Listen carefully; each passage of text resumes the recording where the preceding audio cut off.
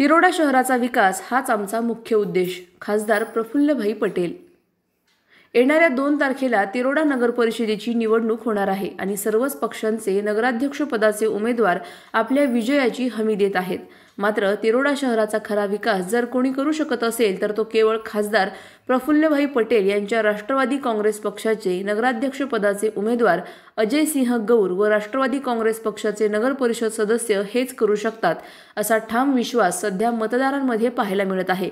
मतदारांचा अजय सिंह गौर यांच्यावर विश्वास आहे। नगराध्यक्ष पदाचे उमेदवार अजय सिंह गौर यांनी नगराध्यक्ष असताना शहरात अनेक लक्षवेधी कामे केली आहेत। त्यांच्या कार्यकाळात गजानन वाटिका सुरू करण्यात आली, तसेच लिटल बर्ड नगर परिषद कॉन्व्हेंट देखील सुरू करण्यात आली आहे, ज्याची प्रशंसा सध्या तिरोडा शहर परिषद निवडणुकीत मतदार मोठ्या प्रमाणात करत आहेत। अशी अनेक कामे गौर यांच्या काळात झाली आहेत। त्यामुळे तिरोडा शहराचा विकास जर कोणी करू शकत असेल तर तो फक्त राष्ट्रवादी काँग्रेस पक्षाचे नगराध्यक्ष पदाचे उमेदवार अजय सिंह गौर त्यांचे सहकारी नगरसेवक हेच करू शकतात, असा ठाम विश्वास मतदारांना आहे। राष्ट्रवादी काँग्रेसच्या माध्यमातून शहराला विकास हवा आहे। प्रफुल्लभाई पटेल यांचा पाठिंबा असल्यामुळे शहराचा विकास वेगाने होईल हे निश्चित आहे। तिरोडा शहराचा विकास करणे हाच आमचा मुख्य उद्देश आहे। अजय सिंह गौर हे विकासाभिमुख उमेदवार आहेत। आम्ही केवळ आश्वासने देणार नाहीत तर काम करून दाखवू। तिरोडा शहराला आधुनिक सुविधांनी सुसज्ज करण्यासाठी आणि येथील नागरिकांचे जीवनमान उंचावण्यासाठी राष्ट्रवादी काँग्रेस कटिबद्ध आहे। अजय सिंह गौर यांच्या रूपाने तिरोडा शहराला विकासाला गती देणारा नगराध्यक्ष मिळेल, असा ठाम विश्वास मतदारांना आहे। आमचे बौद्ध बांधव आहे, आपल्याकडे मुस्लिम बांधव आहे, हिंदू आहे, काही ख्रिश्चन पण आहे, इतर समाजाचे धर्माचे पण आहे।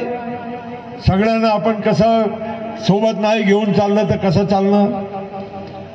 रेल्वेची गाडी जाते ना, धावते जोरदानी, खूप सारे डब्बे असतात। फास्ट गाडीला पण वंदे भारत असो, एक डब्याच्या एक चाका जर नाही चालला तर काय होईल? ऍक्सिडेंटच होणार ना। असा आपला तिरोडा भारत याला समोर घेऊन जाण्यासाठी सगळ्यांना सोबत घेऊन चालावं लागणार आहे।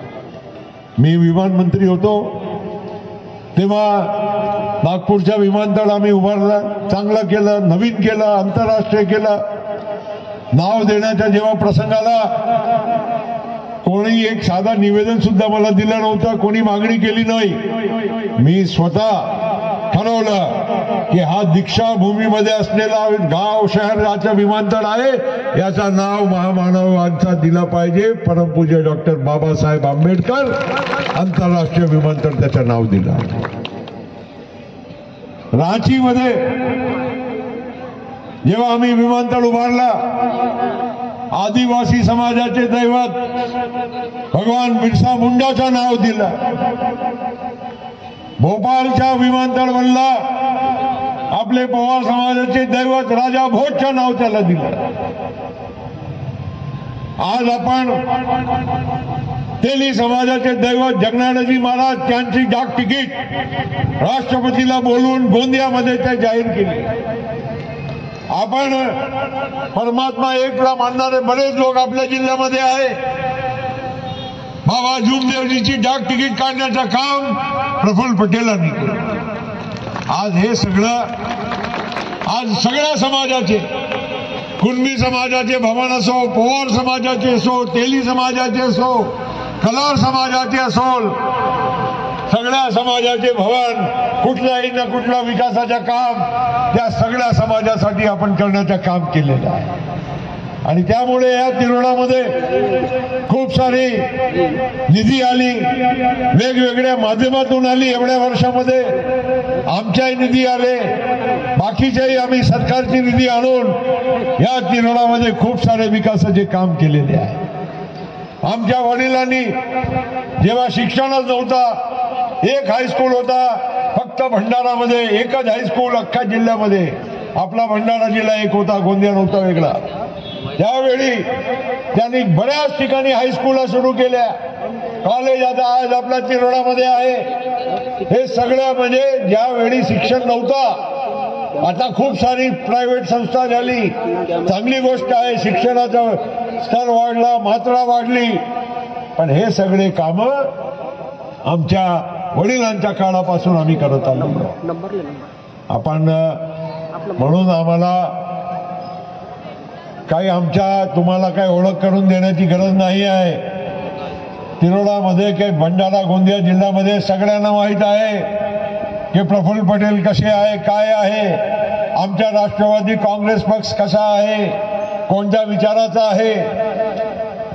म्हणून या 2 तारखेच्या निवडणुकीमध्ये प्रफुल्ल पटेल जेव्हा तुम्हाला विनंती करतो, थोडा त्याला गंभीरतेने विचार करून आपण मतदान करणार, ही सूचना मी तुम्हाला करायला इथे आलेलो. मित्रांनो, तुम्ही लोक आमच्यावर विश्वास प्रकट कराल, ती जिम्मेदारी आमची अजून वाढते. कारण लोकांनी आमचा शब्द ऐकलं, मान दिलं, तो उद्याच्याला आमची जिम्मेदारी वाढेल की नाही. आता संदीप आहे की डॉक्टर कुमुद असेल, उद्या विजय बनसोड आहे की अजय सिंग गौर आहे, हे लोक 24 तास तुम्हाला उपलब्ध राहणार आहे. याच लोकांच्या माध्यमातून आमच्यापर्यंत तुमचा प्रश्न येणार आहे. पट्ट्याच्या तुम्ही आता मला म्हटलं, आजही नाही पूर्वी पण म्हटलं अनेक वेळा, त्या आई झुडपीचा काही प्रश्न आहे म्हणून ते लांबवत आहे. तुम्हाला माहित आहे, जिथे झुडपीचा विषय येतो सुप्रीम कोर्ट पर्यंत थेट हा विषय जातो. त्याला वेळ लागते, पण त्याचा पाठपुरावा आपण करत राहू. कारण आम्ही पण समजू शकतो की पट्ट्यामध्ये घराच्या जर पट्टा तुमच्या नावावर नसेल तर उद्या तुम्हाला कुठला व्यवहार सुद्धा करता येत नाही, कुठली लोन सुद्धा काढता येत नाही. बऱ्याच प्रश्न त्यामुळे निर्माण होत असतात आणि ते अनेक प्रश्न असे आपले विकासाचे ते सोडवण्यासाठी 2 तारखेला आमच्या राष्ट्रवादी काँग्रेस पक्षाच्या सर्व उमेदवारांना आपण भरभराटीचा आशीर्वाद द्यावा. घड्याळ आमचा चिन्ह आहे. एवढंच बोलतो, थांबतो. जय हिंद, जय भीम. नगर परिषद का गार्डन है. ये नगर परिषद का गार्डन टोटली 8-9 वर्ष से ये निरंतर एकदम स्वच्छ सुंदर तरीके से ये चल रहा है.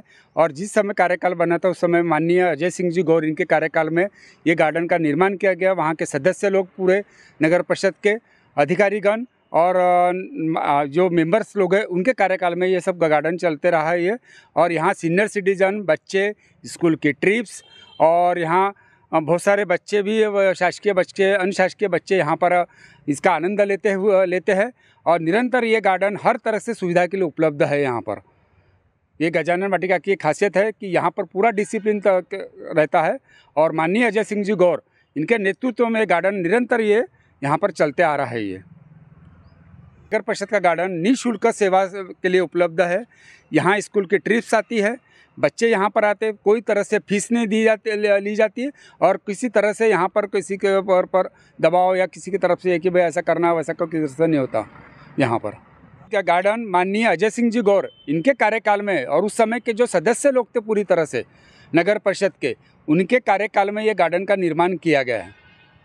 तिरोड़ा शहर में एकमात्र स्थान ऐसा है कि जहाँ पर तिरोड़ा वासी यहाँ पर गजानन वाटिका में आना चाहते, एकमात्र ये स्थान है.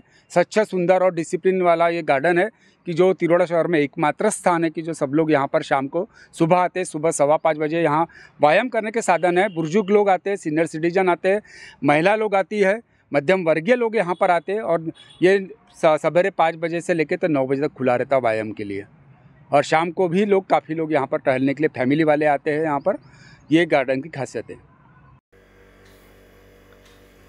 प्रतिनिधी राजेश कुमार तायवाडे, गोंदिया, महाराष्ट्र. अधिक माहितीसाठी स्टार इंडिया 1 न्यूज पाहत रहा.